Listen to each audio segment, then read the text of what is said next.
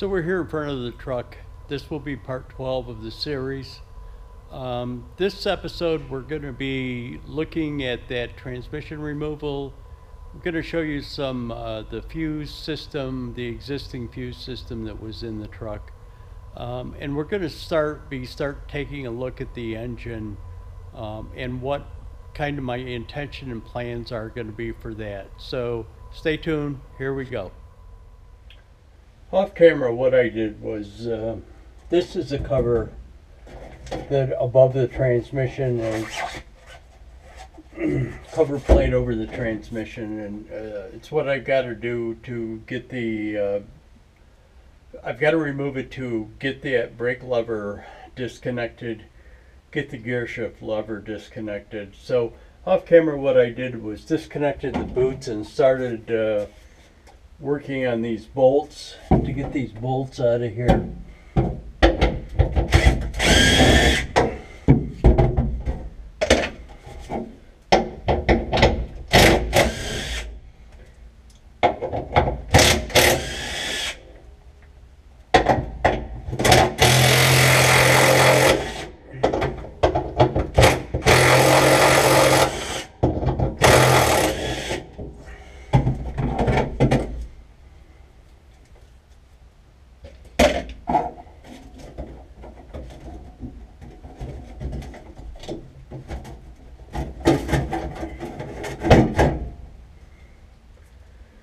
I'll bring it back. So there it is with the cover off. All I did was just feed these down through the holes of that cover. What I've got to do is disconnect this brake linkage off of here, and so that I can get that bracket off.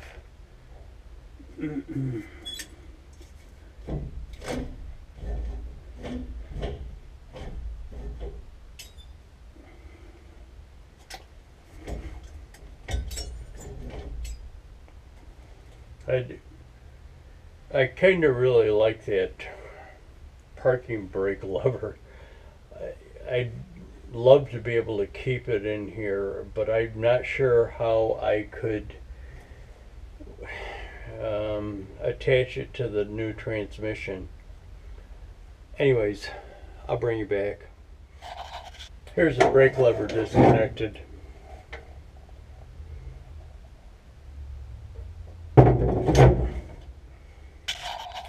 And the shift lever off. You know, one of the things that I wanted to show you on the Ford truck, and I talked about it in another video, was the existing fuse box that's in the cab of the truck. Now, in that other video, I said that there was 4 fuses, and there's actually more now that I look at it than 4 fuses, but I just kind of wanted to show it to you, and the foil wrapped fuses that are must have kept blowing, and so they put foil around it, but probably I will reuse some of that.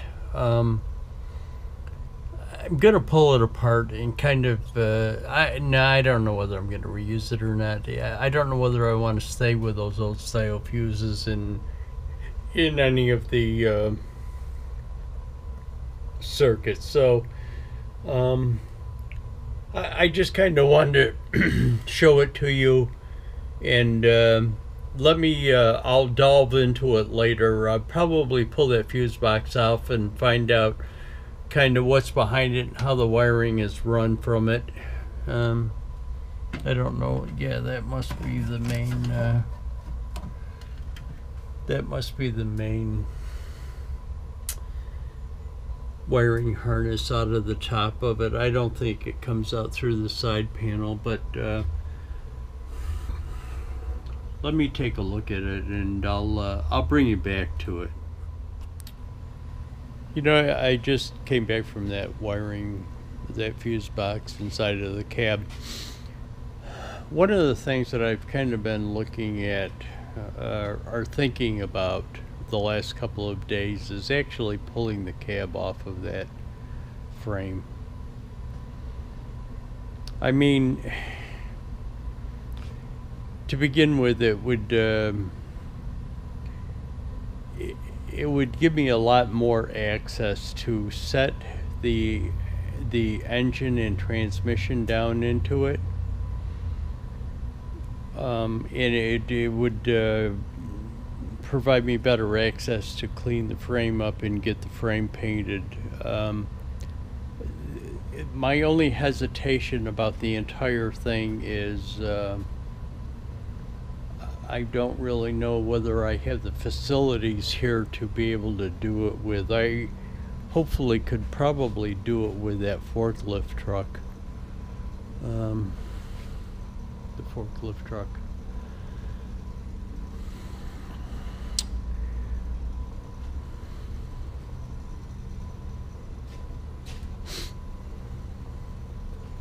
Yeah, let me I'll keep pondering that thought, and I'll bring you back. It sure would make life a lot easier to position the transmission and engine into there while I do it.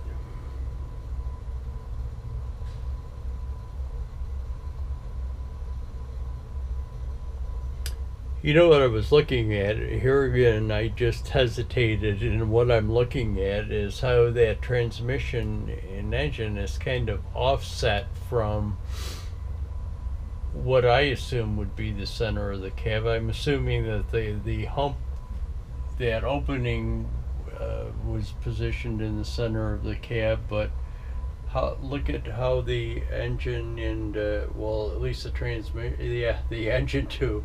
Engine's got to be in the center, but look at how it's offset to the driver's side. Let me take a good look at that, pulling that cab off. I'm not really sure whether it's going to provide me any. Yeah, it would provide me a lot better things. If I have to redo the brackets for the motor mount and transmission mount, it would be surely a lot simpler to have the cab off of it. But let me take a hard look at it, and I'll bring you back on that subject. Okay, so now as I walked around to the front of the truck and looked at it after having mentioned that, you can see it. I mean, the transmission is set between the two frame rails and kind of in the center of it, but look at that, how they kind of offset the notch for the engine over towards the left as we're looking at it, or passenger side. I have no idea why they would have done that. Why wouldn't they have, unless they had to make room for something in the cab? So because of the steering column, maybe it's because of the way the steering column came down through, and the gas pedal had to be on the between the hump, let's call it the dog coop, and the let me take you over there and we'll walk in and take a look at it. Yeah, that's probably it exactly, because that brake pedal, and there had to be room for the brake pedal in the steering, so they kind of offset it a little bit. Now that we're over on the driver's side, look at how noticeable it is.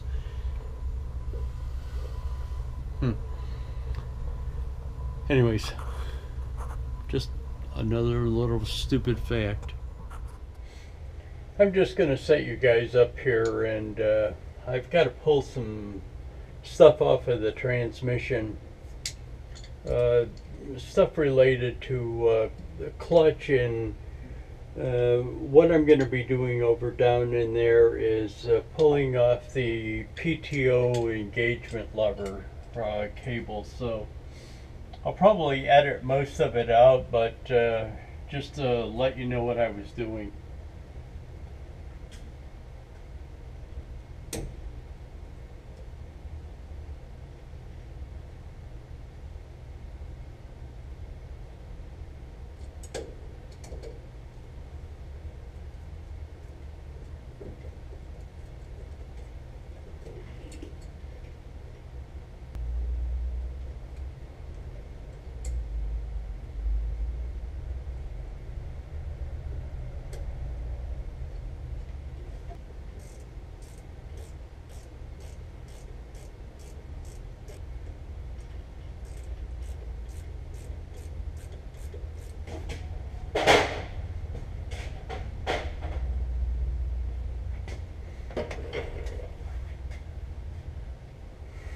Okay, I'm gonna shut you off. You're up under the truck with me now, just undoing that clutch linkage. Just a lot of dirt on it, so that's why it's hard to get off of it. Let me shut you off a minute. I know what I'm gonna do. Let me grab that electric impact.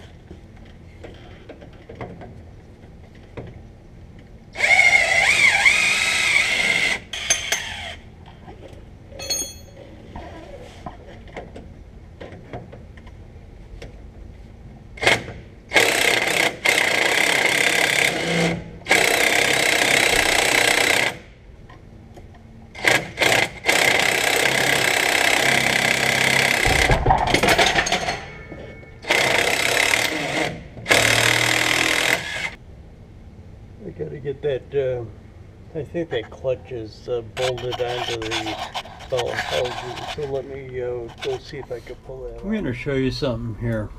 Even back in the 70s, auto engineers designed shit stupidly. You see that nut down there? Well, that's a speedometer cable nut. There is absolutely no way that you can get a wrench in there. What I ended up having to do, and hopefully this light will balance so that you can see it. What I ended up having to do is take a screwdriver and a hammer and pound on it to get it out. Now, can you imagine the poor slob that would have to try and start that nut? But I'll guarantee you that that speedometer cable nut was put on there before that transmission, this rear housing, this part of it was put on to it. Just a little piece of information. Just a brief view of this. I've got the drive shaft disconnected. I have that transmission all disconnected. It is just kind of sitting in there. Well, there actually is one bolt. The bolt over on this side, the nut is off, but I've got to pull that. I'm going to pull that bolt out of there, and then that transmission will be disconnected. It's kind of up on the jack. It's kind of in a precarious, tedious position because of that PTO drive off of the side of the transmission. It's hard to get a good grip on it. So hopefully this is going to go good. What I've got to do now is pull that drive shaft out of the transmission. So I'll bring you back.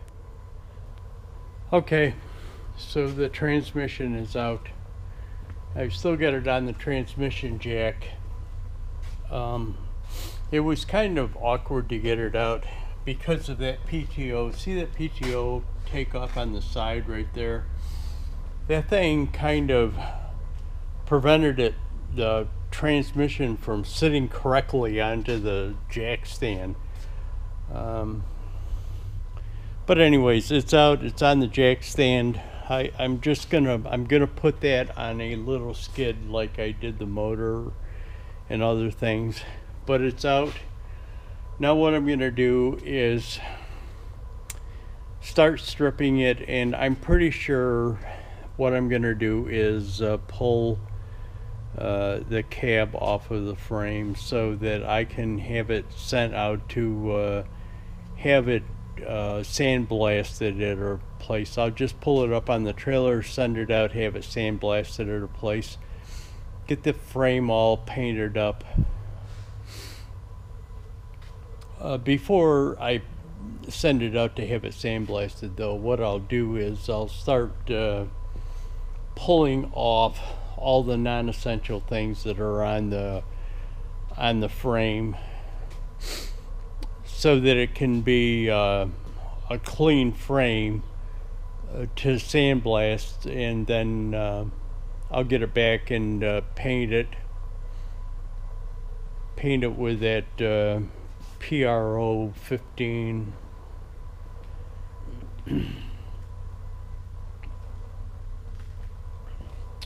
just a bunch of junk boards and stuff laying up against it. These things are those running boards.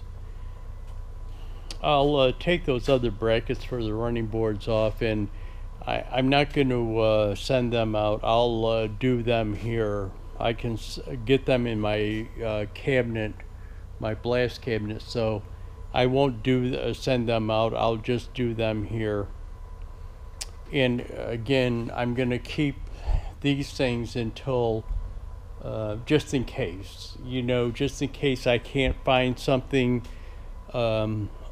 Again, like what I said, is what I want underneath the doors of the cab are battery boxes. They have step type battery boxes that they are use the steps and house the batteries. So I'm probably going to be looking to put 4 batteries, 2 on each side, and then behind that I'll have the saddle tanks that'll go on the side. None of this stuff I have yet, so but what also it will do is, before I ever pull this cab off, I will take some precise measurements about where the cab fits in relationship to the frame. So, which will, having the cab off will make it much easier to try and set that engine and transmission into the frame and get that mounted up. And then I can come back in and put the cab in over it. And that way, if I have to expand that doghouse into the firewall, I can do that off the truck. But anyways, transmission's out. I'll bring you back. I was going to set up a camera and film me doing this, but I forgot to do it. What I did is I just hooked up the forklift truck to the hood latch and pulled that hood off, just so that it would be off of the cab area. Give me a little more light, a little more access into there, and I can work on the hood. What I'm going to do is just sand it down. The only rough kind of area of the hood is this intake, and it's just surface rust on it. It's fairly thick metal. So I'm just going to clean that all up and probably get that painted, or a prime coat on it. Get it sanded and a prime coat on it.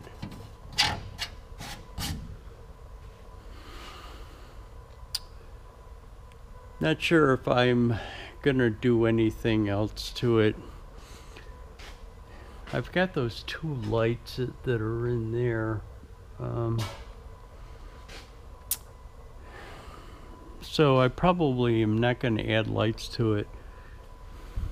I am going to try and keep that air intake. That is a functional air intake. Got some dirt in it though. I just want to get it all cleaned up. Get it ready for paint, as long as it's off the truck.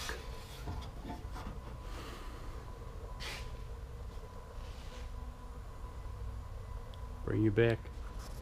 One of the things that I told you is that I was going to take you through this engine, and I am going to do that, but right for now, what I've done is, in my effort to try and clean up the shop a little bit and get things organized, I have just kind of tucked it as much as possible back under the bench here. The same way with the transmission. I just stuck it over here temporarily. Again, I'm going to pull them out, and before I get it, of course I'm going to rebuild it.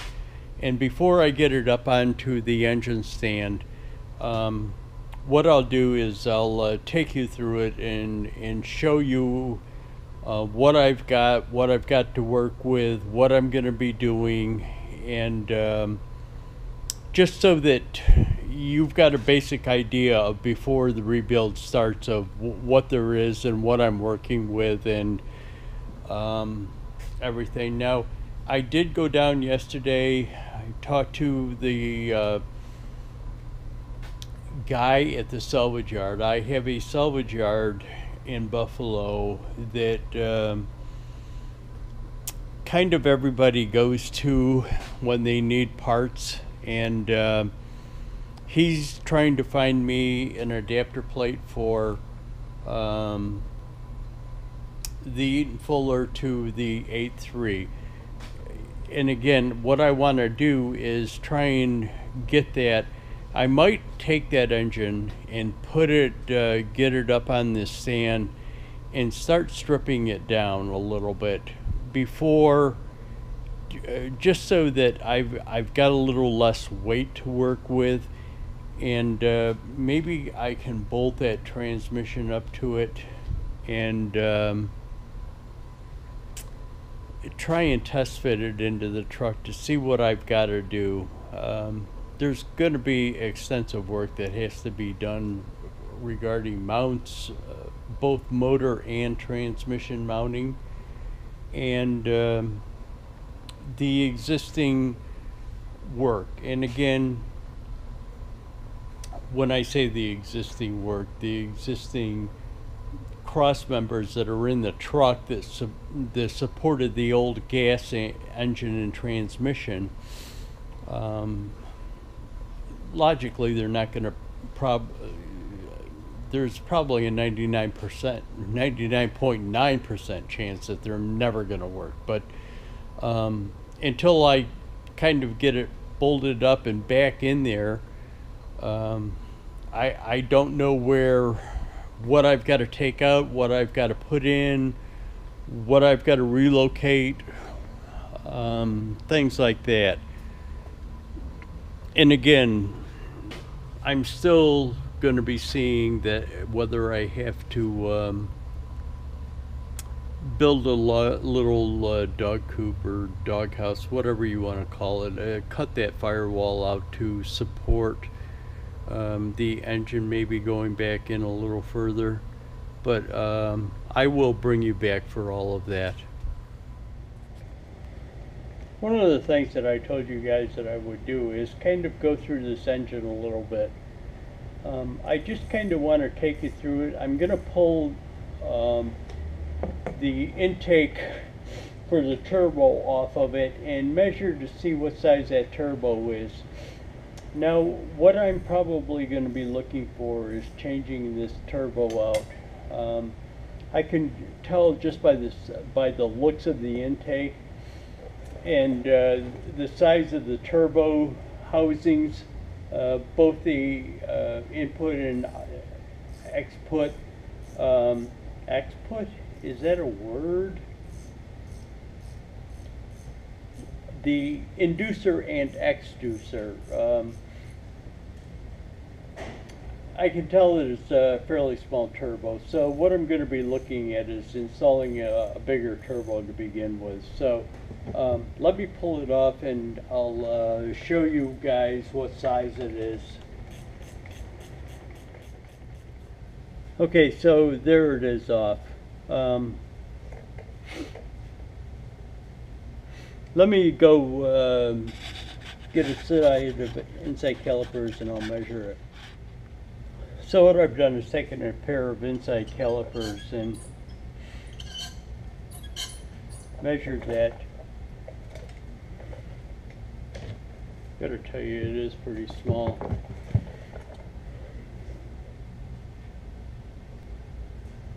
It's 320, 2 inches, 320 thousandths. Let me go tell you what that is in metric.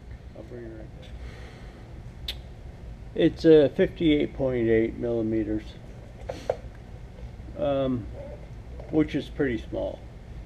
I mean, for an 8.3, I don't really know. I've got to assume that it's a standard stock turbo.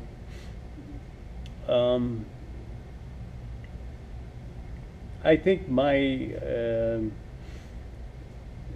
stock turbo on my Cummins 6.7, my Dodge 6.7 was about that size, so it seems undersized for that size engine to begin with. What I plan on putting on it is like a somewhere's in the neighborhood of 67, 68 millimeter turbo, so yeah, that'll definitely improve it. I might even go a little bit bigger than that, 67 or 68, but I'll see what happens when we get to that stage of it.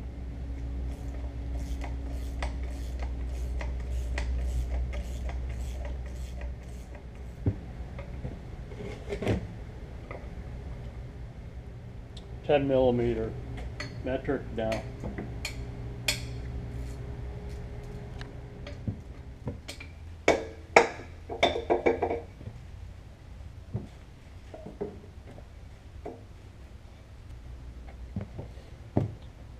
I'm going to bring you back to the other camera because I want you to show you something that I wasn't familiar with.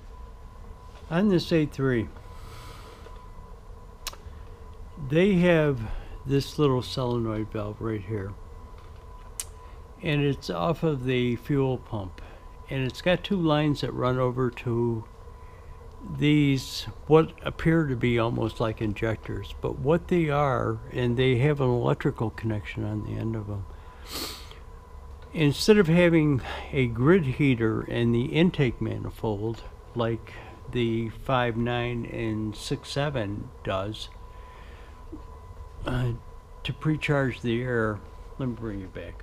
Okay, so like I was saying, instead of having the grid heater in there to pre-charge the air, what they're doing is they're feeding diesel fuel through that solenoid valve, and it must be igniting in there in those little, what looks like a burner on that side, and you'll see one on that side also. And that must be their arrangement for preheating or pre-charged heated fuel flow into the intake manifold on cold days. Not sure how if I'm going to leave them, if they still work, how it works, because I'm assuming, I'm not going to assume anything. I'm going to get a manual on the engine and see exactly how it works.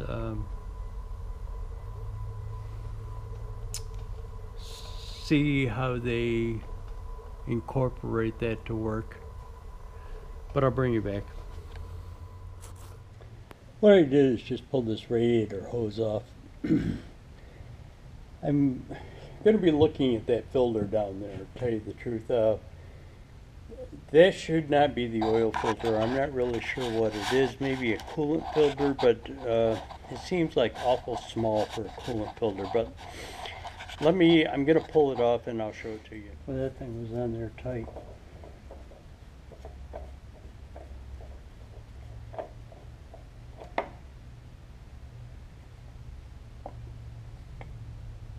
It is coolant.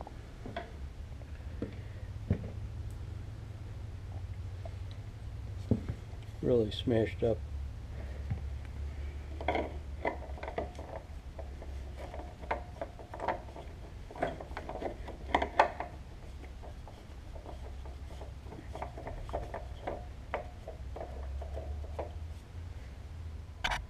So this is going to be the end of part 12. There will be plenty more to come on the Cummins engine. I will actually show you the entire rebuild of the thing, and I'll go through it step by step as to what I plan on doing as I tear it down. I've got to assume the bearings and stuff like that, rings, stuff like that, but if I find anything else, bad pistons or anything like that, worn cam crank, I will let you know. and let you know kind of what parts that I will be using. So again, this is the end of part 12. More to come on the entire truck project, and more to come on the Cummins engine, more to come on the Eaton Fuller transmission. So, thanks for watching, guys. Hit that like button, subscribe.